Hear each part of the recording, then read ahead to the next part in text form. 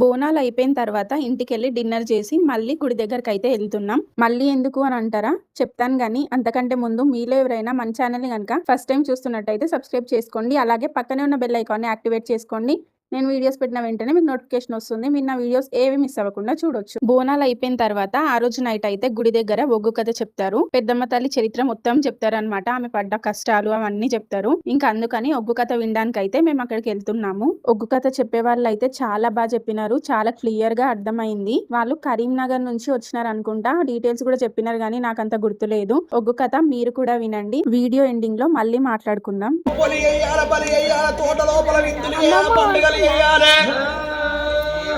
అని ముదిరాజులందరూ ఏకమైందు ముదిరాల తోట వేటకొచ్చి ఆ తోట లోపల విందులు భోజనాలు వేసి అన్నిటికీ ఆధారం అన్నారు. అవి పొలి బలి వేసి ఆ యొక్క తోట లోపల దాట్లు కట్టి సిక్కాలు కట్టి ఆ తోట మొత్తం పన్ను కోసి దాట్లు కట్టి పదిలంగా పన్ను దించి కింద పడతా వలిగిపోకుండా దాట్లు కట్టి సిక్కాలు కట్టి పన్ను కోసి పన్నును మొత్తం రాసులు అయ్యంగానే అన్నకుల పల్లెమన్నారు. సదర్లకు వెళ్ళి పొత్తుల ఎంతైనా పెద్ద మనిషి చంపన్నాయే, పెద్ద మనిషి పాలు అన్నారు. 5 పన్ను తీసి చంపన్న సేదలు పెట్టంగానే ఈ 5 పన్ను నేను తింటుంటదా, భగవంతుడు శంకరుడి తోటమాకిచ్చిండు. తోటమాకిచ్చినప్పుడు ఈ పన్ను ఇతరులు ఎవరన్నా చూసినట్టయితే జంపన్న కింద పడ్డ ముత్యాల వరాలు ఏరుకున్నారంటే నేను ఒక్కని తల వస్తే నా కులం మొత్తం తల వంచినట్టే. అవును, అంతేనా? అరే కోటోడా, ఎవ్వరు చూడలే, ఎవరన్నా చూసేది ఉంటే నా ఇచ్చేదేపు, నా ఈరప్పు కోటోరా. ఈ పిచ్చగుండ ముత్యాలు నాకెందుకురా, ఏరుకోపో. నీ బాని నానికి చోట అద్దుకుంటా, అన్నకు అద్దుకుంటా, ఆగో ఒక్కొక్క వరహాన్ని ఏరుకుంటా. సంచి ముదిరాదానికి ఏందనుకుంటాను,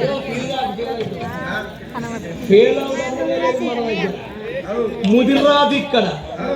నేను వేనా శంకరుడు నన్ను చూసి కొడక అక్కడికి వెళ్ళి ఇక్కడికి వచ్చిన వారు జంపన్నా అని నేను 5 పనులు ఇస్తే శంకరుడు సంబరపడ్డాడే.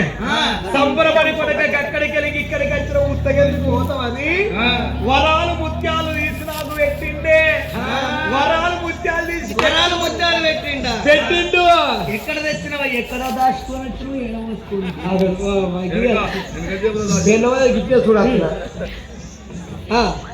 అని ఆ గడియ లోపల ఆ కోటోడు అడవిలోకి వెళ్ళి రాంగా దారి కింద పడ్డ వాళ్ళు కోటోని ఏరుకొర కోటోడు అన్నే.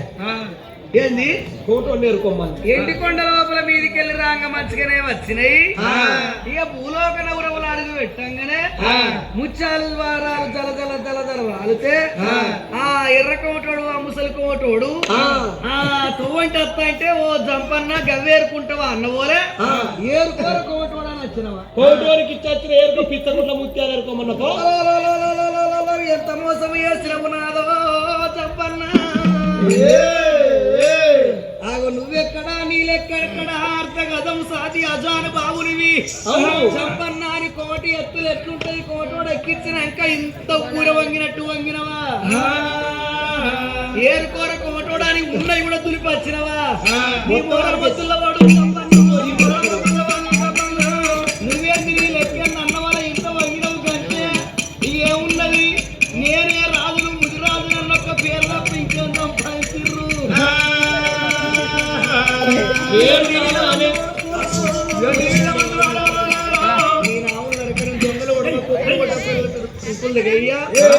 నీ మలమాంసం పంపాది మనం ఎండపడడం వల్ల మంచి సిరిసి కొట్టని సిరిసో దీపం పెట్టని ముల్లార దింప చెట్టు కట్ట మారక కుక్కర ఇడితే పేయికి మంచిది. హిట్టాలి. అయ్యో నేనెక్కడ కొడతాను, అదే నన్ను తిరుగుతాందిరా పోడా.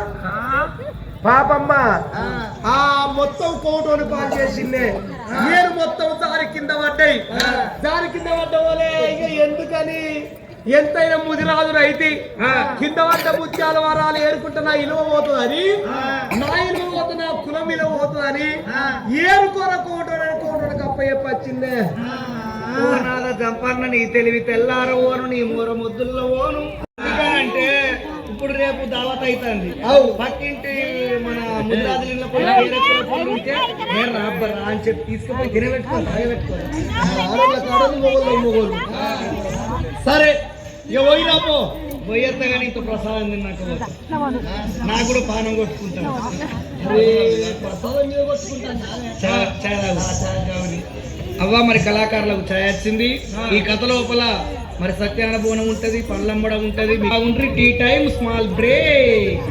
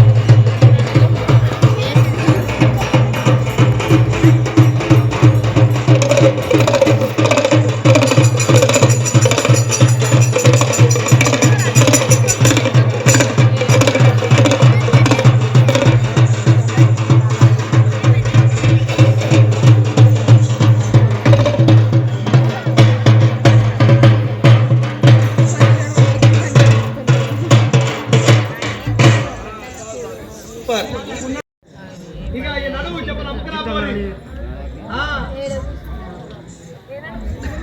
ఇక ఓరి అమ్మకరా పోరి. మీకు లాస్ట్ వీడియోలో చెప్పినాను కదా పల్లగంప ఎదుర్కొని వస్తారు అనేసి. ఆ పల్లగంప ఎదుర్కొని వచ్చేంత వరకు అయితే మేము ఉన్నాము. ఇంకా తర్వాత ఫుల్ నిద్ర వచ్చింది, అందుకనేసి వెళ్ళిపోయినాం. ఒగ్గు కథ మొత్తం కంప్లీట్ అయ్యేసరికి అయితే మార్నింగ్ 4 అట్లా అయిందంట. మేమైతే వెళ్ళిపోయినాం. మా పిన్ని వాళ్ళు ఉండే వాళ్ళు మొత్తం విన్న తర్వాత 4 o'clock ఇంటికి వచ్చినారు.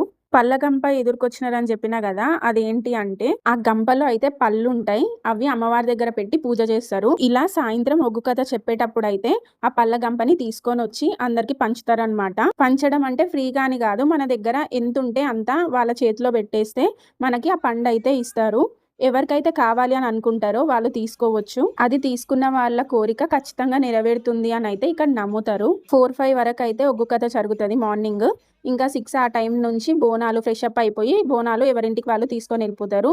ఇంకా తర్వాత కోళ్ళు యాటలు అమ్మవారికి మొక్కులు ఉన్న వాళ్ళు తీర్చేసుకుంటారు. ఇంకా అక్కడికి జాతర అయితే కంప్లీట్ అయిపోతుంది. ఇంకా మళ్ళీ నెక్స్ట్ ఇయర్ వరకు వెయిట్ చేయాలి పెద్దమ్మ తల్లి జాతర కోసం. నెక్స్ట్ డేనే మేము హైదరాబాద్కి అయితే స్టార్ట్ అయిపోయినాం. వచ్చినప్పుడు ఎంత ఎగ్జైటింగ్ గా హ్యాపీగా ఉంటుందో, వెళ్ళేటప్పుడు అంత బాధ అనిపిస్తుంది. అబ్బాయి ఇంకొన్ని రోజులు ఉంటే బాగుండు అని అనిపిస్తుంది, కానీ వెళ్ళాలి కదా, ఇంకా తప్పదు. ఇక్కడికి జాతర సిరీస్ అయితే కంప్లీట్ అయిపోయింది. ముందు వీడియోస్ ఎవరైనా చూడని వాళ్ళు ఉంటే ఛానల్లో ఉన్నాయి, ప్లీజ్ చూసేయండి. అలాగే వీడియోకి లైక్స్ కూడా చేయండి. మీరు ఇచ్చే ఒక్క లైక్ తోని యూట్యూబ్ మన వీడియో ఇంకో 10 members కి షేర్ చేస్తుంది. నెక్స్ట్ వీడియోతో మళ్ళీ కలుద్దాం. Bye bye.